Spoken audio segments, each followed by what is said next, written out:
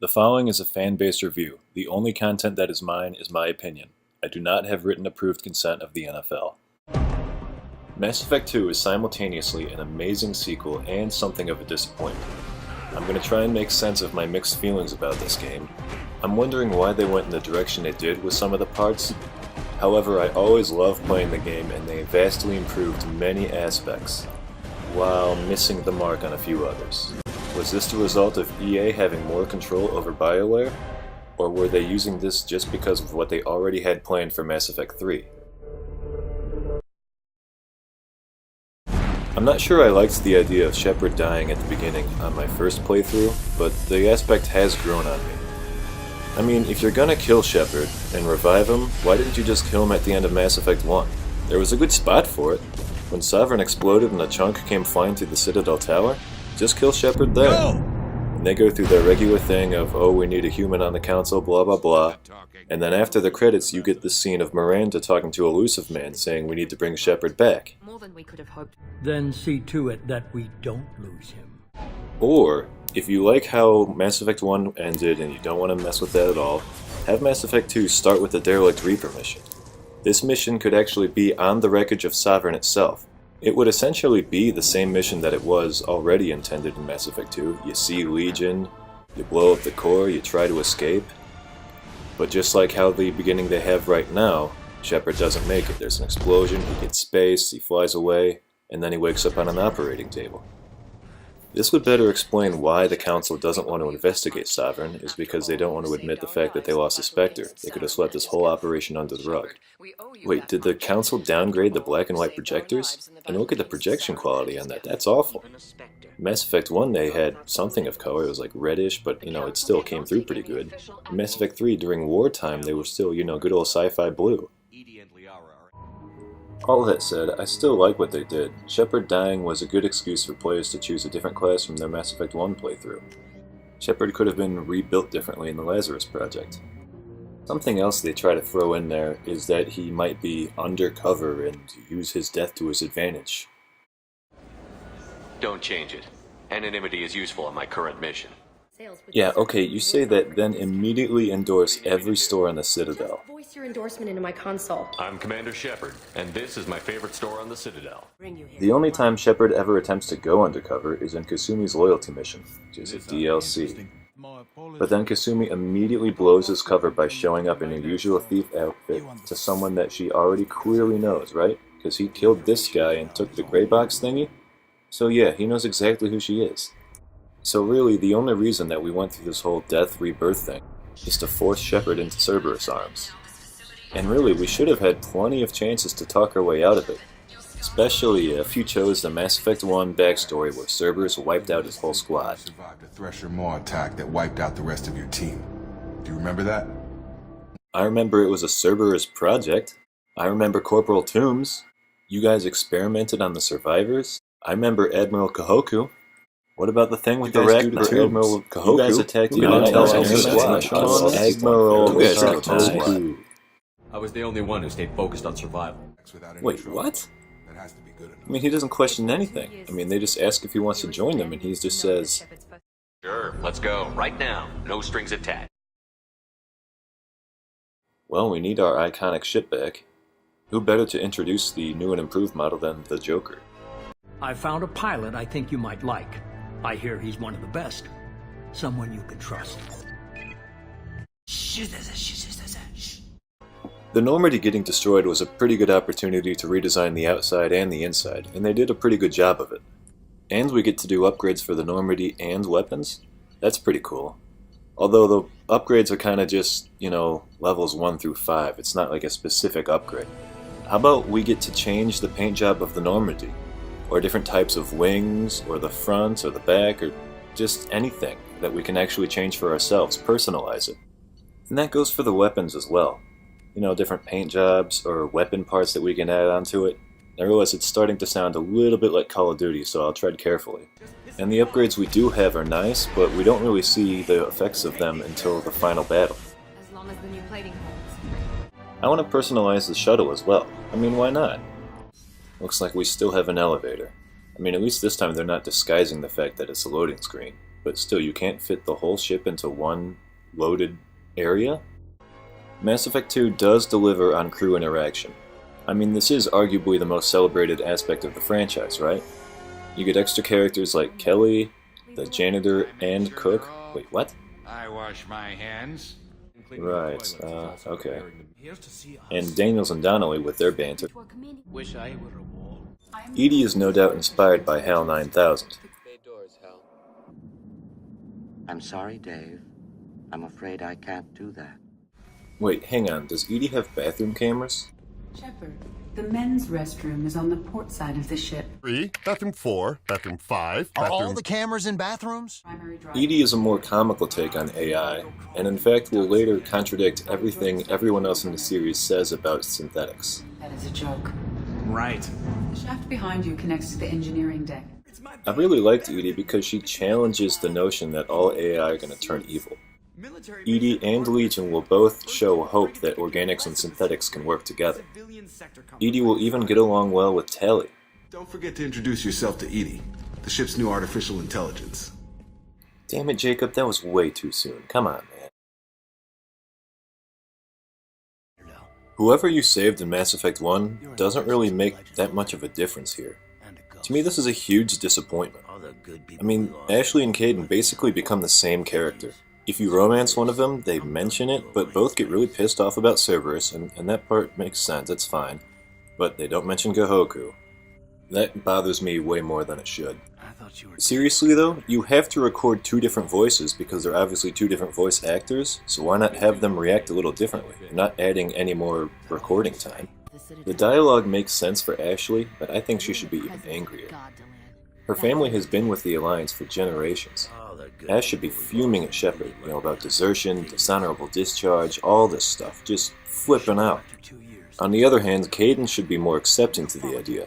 He was always calm and collected, and in Mass Effect 1 he mentioned attacking an officer to protect a girl he liked.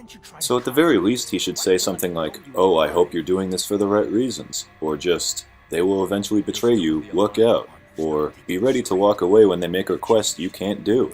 But instead, with both characters, we get this. Really? Is that what you were doing? Because I saw reports that you were working with Cerberus. Reports? You mean you already knew? Really? Is that what you're doing? Because I saw reports that you were working with Cerberus. Reports? You mean you already knew? Do you really believe that? Or is that just what Cerberus wants you to think? Do you really believe that? Or is that just what Cerberus wants you to think? I'd like to believe you, Shepard, but I don't trust Cerberus. I want to believe you, Shepard, but I don't trust Cerberus. Or maybe you feel like you owe Cerberus because they saved you. Or maybe you feel like you owe Cerberus because they saved you. I'm an Alliance soldier. I'm an Alliance soldier. I loved you. I used to. I should go. And as a result of that, Shepard's dialogue doesn't change much either. In fact, it doesn't even make that much sense. We could say that we agree with him. We want to say, hey, we don't want to work for Cerberus, but the game is making me, but we can't break the fourth wall. Alright, but at the very least, can we at least just tell Kaidan or Ashley that you've been in contact with Anderson? Why don't we schedule a meeting with Anderson? Where us, Kaidan or Ashley, and Anderson can all get together and discuss what we want to do about the situation. Shepard could give regular reports about everything he does and sees. The problem here is that they already have a plan for Kaidan and Ashley in Mass Effect 3, and they don't have a backup plan, meaning they need to act a specific way no matter what. Basically, they wrote themselves into a hole. They wanted to force us into this scene without having any other backup plan. I mean, I did like that scene, but the only way for it to work is if these characters aren't getting along, which very easily could have been avoided if they both just stopped and thought about how they can work together to figure out what's going on. But instead, every character, including Shepard, is confused about why Shepard is with Cerberus and is basically forced there because what BioWare has planned for Mass Effect 3. The main antagonist is Harbinger, who I guess controls this guy here, who in turn controls people that you fight. So that's kind of an identifiable villain, I guess? I mean, we fight them all the time, and they're the ones with the evil plot, so I guess they're the main villains. So wait a sec, if Harbinger is controlling these guys from dark space, like millions and millions of light years away, shouldn't there be a communication delay? So when Shepard is fighting the Collectors, and the one that's being controlled, shouldn't there be a huge lag going on? Play any online game with a slow connection and you know what I'm talking about. Harbinger should have really bad ping. And I liked the mechanic of the Omega-4 relay linking to the galactic core. The whole no ship has ever returned aspect is kind of a cliché, but it does make sense here. Reaper tech allows the collectors to live in a zone that's otherwise uninhabitable. But what are they really doing here? Like, what are they doing with all the harvested humans? Oh god, what the hell is that? Is that a Reaper? Oh, come on. Why are they designing it with ribs? Why not just have a full plate of armor there? Why give it 3 eyes? Why is it designed after human? Is it out of respect for killing Sovereign? That doesn't make a lot of sense. And aren't you supposed to be experts on structural weaknesses? Windows are structural weaknesses. There are 4 structural weaknesses that can be bested by a handgun. Also, when it's completed, would it fly around with the rest of the Reapers? Would it be an outcast because it was vastly different? Were they planning on including genitalia? Which gender? The bad guy's plan made so little sense that it could be in a James Bond movie. Making a Reaper of a different design was an unnecessary risk, as the current Reaper design has only had 2 documented casualties in billions of years. Also, my first theory on the Omega-4 relay was that it was to dark space where the Reapers come from. Once it was revealed to be the galactic core, I thought that that base would be constructing a mass relay to let the Reapers into the galaxy. That way they could do what Sovereign failed to do at the Citadel, right? No, that can't be true because we destroyed the collector base and yet we're still staring the face of a ton of Reapers right now. Wait, how did that happen? No link to dark space was activated, so they just showed up. Wait, we see in the Arrival DLC that they're just showing up the long way, that they show up at the end of the galaxy and it'll still take a little more time to get to us, right? If the Reapers can get here by conventional means, then why even bother with the Citadel? Why even show up and do that whole thing with Saren and taking control and all that, because it only saved you 2 years out of a 50,000 year cycle? Also, why is Shepard just looking at a huge fleet of Reapers and then he goes back to Earth to warn everybody, right? No, he's just looking out the window at some stupid kid. What the hell is this? Okay, how about this? Let's go along with my earlier assumption that the Collector homeworld is a link to dark space, and that the assault on that construction fails, and Shepard has to flee and leave either to the Citadel or Earth to warn everyone that the Reapers will be here shortly. But his plans are ignored because while he was gone, Cerberus did a shitty thing, and Shepard is arrested for being with Cerberus. And the game just ends like that, like, oh no, what are we gonna do? This would be very similar to Empire Strikes Back. It ends with Han getting frozen and everyone wonders what's going to happen to the galaxy because the Empire is still powerful. Then, Return of the Jedi opens with a plot to rescue Han, just as Mass Effect 3 would open with a similar plot to rescue Shepard from C-Sec jail or Earth jail or wherever he's locked up. See, to me that would have made a lot more sense. It would set up Mass Effect 3 to be one of 2 things, either a rogue adventure or a redemption meeting back up with everyone else. The way it was done, it seems like your actions in Mass Effect 2 didn't have that much of a consequence. I mean, you stopped the construction of a Reaper that would have been added to a fleet of 1,000. Find another way? You already found it. You're all right here. Everything you did is working fine. Nothing we did in the last 2 games meant anything. Before you go.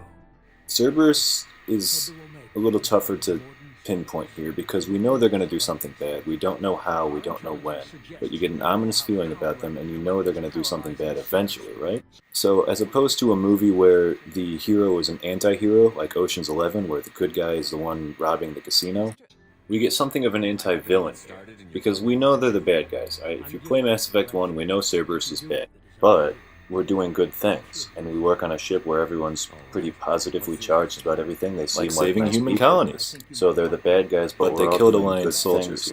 But we're kind of rooting for them, but against them, but we don't really know. But they aren't all bad. Saved your life. Let me fly. Basically what I gathered from the game is that Cerberus wants Shepard as something of a PR move. Like something to put a positive spin on Cerberus's name? Our sacrifices have earned the Council's gratitude, but Shepard remains our best hope. I think it's an interesting game dynamic, but it just gets annoying how everyone questions your motives when you literally don't have a choice. You have to play the game as a Cerberus commander, and everyone questions it more than the decisions you can make. I can't say anymore. Not while you're working with Cerberus, I'm sorry. I mean, I don't have much of a choice. I wake up on a space station that's going to hell, and I have one chance to get off the station. It's just like Jack. We're pretty much in the same boat here. This ship is going down in flames. I've got the only way out. I'm offering to take you with me, and you're arguing. I think it would have been cooler if you were starting under Arya's control. Or even if Cerberus still brought you back but you could choose between the two. Basically, you're just trying to find the ship that attacked the first Normandy, and Arya has agents all over the Terminus with intel, but in exchange you have to take care of Arya's rivals, competition or critics or whatever. Basically do questionable things in order to find out who is attacking humans. That way your former crew actually has a reason to question what you're doing. Basically you'd be trying to decide where you would draw the line. How many favors would you do for Arya for the intel she gives you? Maybe that wouldn't be a better game, but that's just where I thought it was going when I first met Arya. Really, the whole game you don't do anything that bad that deserves the criticism you got. Harsh? Okay, Garrus, coming from you that means so much. The guy who wiped out 3 merc gangs on Omega, and guys that they just found, suddenly has a problem with me kicking one single Eclipse member. I was basically just waiting for a moment where Shepard would see Cerberus for what they really are, and really question his values. The Project Overlord DLC was kind of there, but not quite.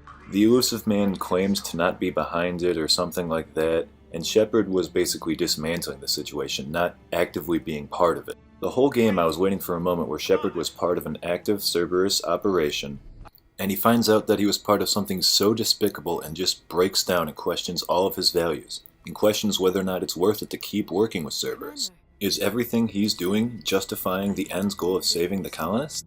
The only thing that really comes close to that is at the end when you're asked to save the Collector base. I mean, the intent is to be a bad thing, but it wasn't that awful. He just wants to learn from an abomination that already happened. It's no different than when you wanted to save Malin's data. In fact, your decision at the end doesn't make that much of a difference for the end of Mass Effect 2, or really for any part of Mass Effect 3. One of the best parts of Mass Effect 2 is the ending of Mass Effect 1. Choosing to save the Council or let them die is a choice that you actually get to see the consequences of. I mean, granted, big picture, the gameplay will be pretty much the exact same thing. However, obviously the Council treating you differently based on that choice is going to be a major difference. I mean, that sort of reaction should be obvious and expected. What surprised me, though, was the change in culture around the choices you made. Not just Citadel shopkeepers, but just aliens walking around the Citadel will act differently. If you chose to let the Council die, aliens act as if humans are going in too fast and they're kind of arrogant and blah blah blah. But if you chose to save the Council, aliens love you. You're the hero. I loved the side quests in Mass Effect 1. I mean, you just got to explore other planets, roam around in the Mako, and find a bunch of crap. Now, when you go across the galaxy, you would just do this. Wait, what? This is it? This is their idea on expanding the mineral search side quest in Mass Effect 1? At least Mass Effect 1, you know, you were looking for the rocks and you could go on planets in each system. And while you were on those planets, you would find something, a merc base, a pirate base, you know, some kind of identical base. Mass Effect 2 not only has fewer side quests, but less to each side quest. There's one where you just save the crates. Like, that's it. And this one really got my hopes up because I thought it was going to make up for the text box in Mass Effect 1. We were supposed to get a cutscene about Protheans visiting earlier humans, and I was thinking, this must be it. This must be their redemption. It doesn't even have to be studying Earth, it could be just a really cool cutscene of Prothean technology, adventures they went on, or... Wait, what? That's it? That's all we get. The ball just gets smaller. What? Okay, maybe it was a Reaper artifact, and now we're going to contain it. Wait, it's just in your cabin? What the f... So if I've complained about all this, and everything seems to be so wrong, then why do I love the game so much? Well, first of all, the reason we complain about Mass Effect is ironically because of how immersed we are in the game. If we're given a whole galaxy to explore, our imaginations are going to go wild. Every fan wants the series to go in different directions, so if you didn't like my suggestions, it's probably because you have some of your own. I mean, that's why there's so much fan fiction on Mass Effect. But what makes Mass Effect 2 so successful, even with all of its glaring flaws, is how character-driven it is. We spend the vast majority of the game recruiting people for our crew, and we care about everything that they have to go through. Even after multiple playthroughs, you still want to talk to them after missions and hear their stories. Because I am an expert, which I know is a tautology. And that's really what the whole game comes down to, is finding a way to make sure everyone survives the final mission. Sure, maybe if you don't like someone, you can send them back with Dr. Chakwas and have them killed, assuming they're not loyal. While Mass Effect 3's ending is pretty infamous, Mass Effect 2 does almost the same thing, but the huge difference is that it's character-driven. What matters to us is that all of our team makes it out alive, not about what we're there to do or what the enemy's there to do. If we spent the whole game recruiting our crew, then we're going to spend the whole ending worrying about making sure they survive. That's why we love Mass Effect 2. My xenoscience studies range from urban to agrarian. I am the very model of a scientist Solarian.